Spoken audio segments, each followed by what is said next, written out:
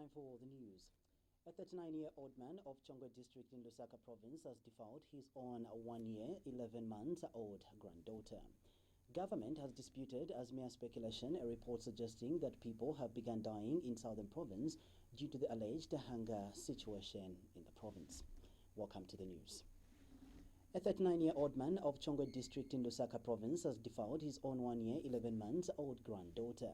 Zambia police spokesperson Esther Katongo has disclosed that the police in Chongwe have received a report of defilement from the mother of the victim, aged 18, who lives in Lubuko village. Ms. Katongo has told Q News in a statement the incident is reported to have happened on Thursday, the 18th of July 2019 at about 17 hours. She narrates that it was alleged that the mother of the victim left her daughter in the care of the grandfather, but that upon her return, she found her daughter crying. Ms. Katongo says it was after noticing the daughter crying did the mother check the baby and discovered semen on her thighs. The police spokesperson states that a medical report has since been issued to the victim and the suspect is detained in police custody. Government has disputed as mere speculation a report suggesting that people have begun dying in southern province due to an alleged worsened hunger situation. Disaster Management and Mitigation Unit DMMU National Coordinator Chanda Kabwe says his office has not received any report of 2 people who died of hunger as was recently reported in the province. Mr. Kabwe says that the DMMU has in fact been on the ground and has established that none of the hospitals in southern province have recorded any death arising from hunger. He states that from his findings as a DMMU National Coordinator, he has equally learned that even the police in the province have not recorded any death perpetuated by hunger. In an interview with Q News, Mr. Kabwe has since argued that his office will not work on speculation as it is always on the ground to verify facts whenever there is need for it to deal with any specific situation. Mr. Kabwe says to this effect, the DMMU on Friday distributed 1,500 tons of relief food in all districts of southern province. He says in August, another 1,500 tons of relief food will be sent for distribution in the province. We released the last week on Friday, we released 1,500 metric tons for all districts in southern province. In June, we released another 1,500. In July, we released another 1,500. In August, we are going to give them another 1,500 until next year, March. It would be good that people could go on the ground and find out for themselves. In Western Province, we've given them 1,500 metric tons. In Central Province, we've given them 600 metric tons. In Eastern Province, we've given them 700 metric tons. In Luapula, Lunga, we've given them 200 metric tons. Yes. In Chama, part of Chama, we've given them 200 metric tons. So the highest is Southern Province and Western Province, and part of Central and Lusaka.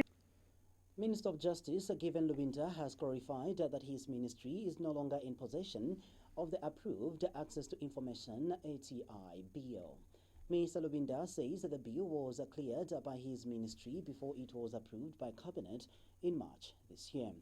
In an interview with QTV News, Mr. Lubinda has disclosed that Cabinet did, however, decide that security wings of government also looks at the said piece of legislation and have a say.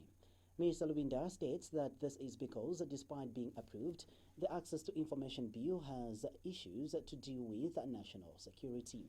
He says that the ATI bill is thus no longer in the Ministry of Justice.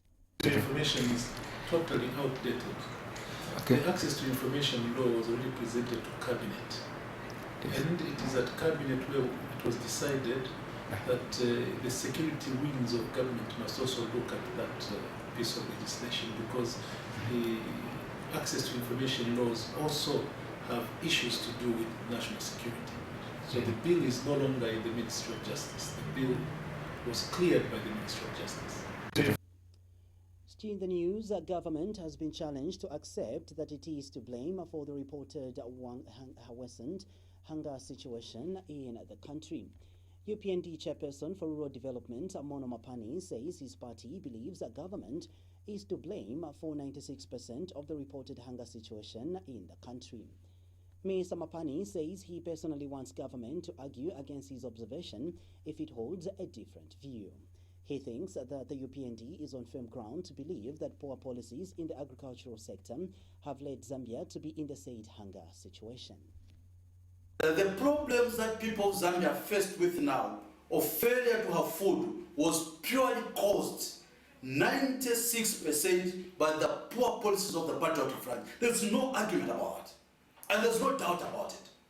Yes, in some areas we had no rain, but engulfed you with the poor policies, and you have repeated the same act, and then I don't know whose interest you're serving.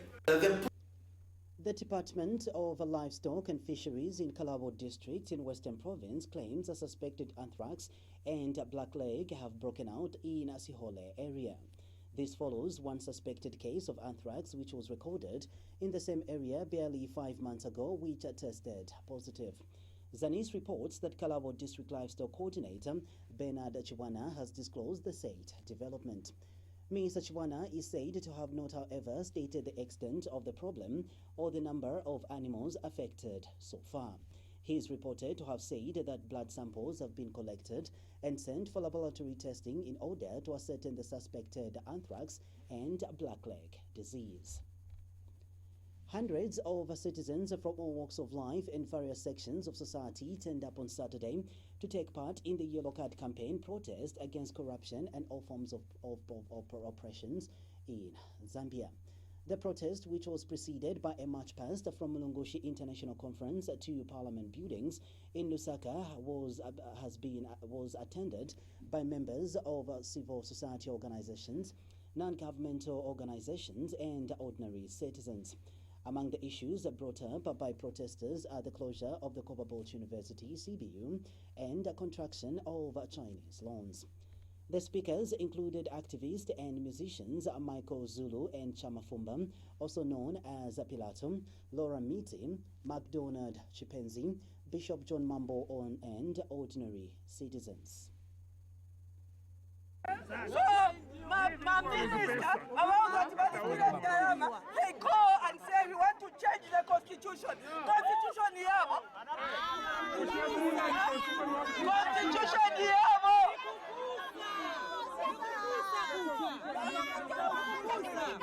Don't agree for the constitution to be changed so that the PF can stay in power. We want a constitution for everyone. So, hands off vachuruka tavutika vana watu vavutika azima watu vabadura munjira mukaenda kuchipatala kulibe mankhwala amwe wakatwala ndeke kumshana msanga kuindia na South Africa. So man taite bwanji asile akabwera kugwada utafuna mavondi kumfunse uzatemekeza kapena mulungu uzamuyopa bachiri pano batipanga upuwa. So stop being fooled by politicians. Ufoni mwewana wako alesa Zambia ni mwevo naine. If we refuse to defend Zambia today, there won't be Zambia tomorrow.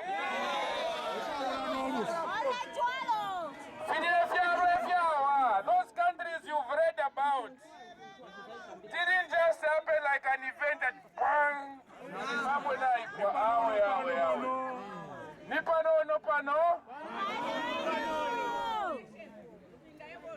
Ngamwalite mwechalo chenu ngefyo nachitemwa ine ni responsibility yenu, ni duty yenu yako imina nokanat ife muzambia takwava every night masiku onse stinkala bwino nanga ntize chitapo bwanji pankani ya watu wa Flavi wamene bakutisa bantu nanga nkani ya bishala mkomboni tukuta nsima bishala bilipafupi na ite.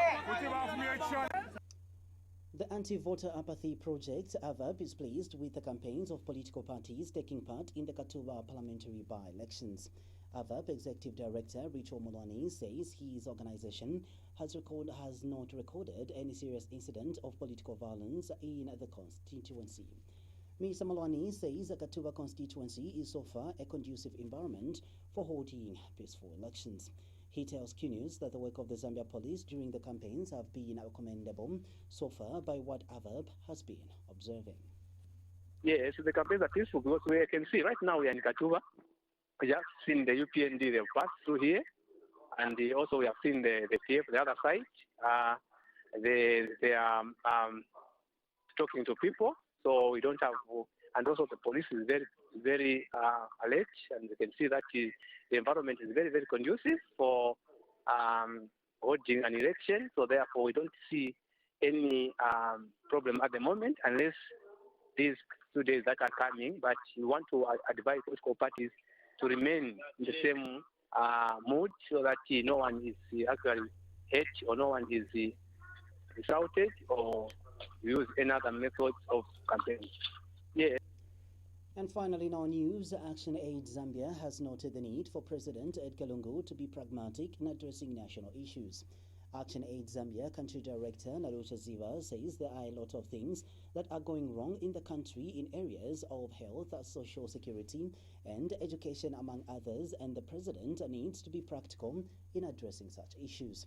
Ms. Ziva has pointed out youth empowerment as being one of Action Aid's major concern.